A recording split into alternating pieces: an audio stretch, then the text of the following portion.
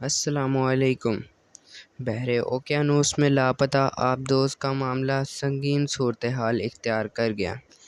امریکہ اور کینیڈا کی سرکاری ایجنسیاں اور دیگر ادارے ڈیپ واٹر سرچ آپریشن میں مصروف ہیں، مگر ہر گزرتے لمحے کے ساتھ لاپتہ سیاحوں کی مشکلات میں مزید اضافے کا خدشہ ہے، جس کی بنیادی وجہ یہ ہے کہ بدقسمت آبدوز میں 12 گھنٹے سے کم کی آکسیجن رہ گئی ہے۔ یہ آکسیجن جمعرات کی دوپہر تک ختم ہو جائے گی۔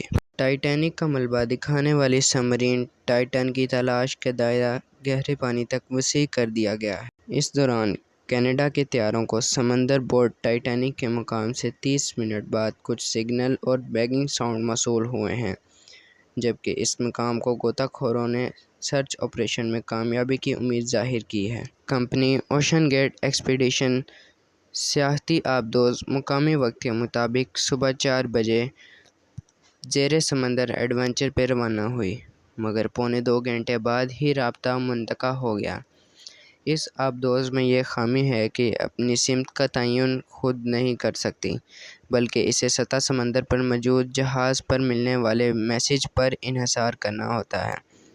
ماہرین نے خدشات ظاہر کیا ہے کہ ٹائٹینک کا ممکنہ طور پر 12,500 گہرائی میں موجود ٹائٹینک کے ملبے میں پھنس گئی ہے، مگر ابھی تک یہ واضح نہیں ہو سکا کہ کوسٹ گارڈ اسے نکالنے میں کامیاب بھی ہو سکیں گے یا نہیں۔ دوسری جانب ان ماہرین نے خدشات کا اظہار کیا ہے کہ یہ سیاحتی آبدوز دباؤ کا شکار ہو کر اب تک پھٹ گئی ہوگی۔ یاد رہے، اس آبدوز میں ایک پائلٹ اور 2 پاکستانیوں سمیت 4 افراد سوار تھے۔ برطانوی ارب پتی ہمیش بانٹنگ اور پاکستانی تاجر شہزادہ داؤد اور ان کے بیٹے سلمان داؤد بھی اس آبدوز میں تھے۔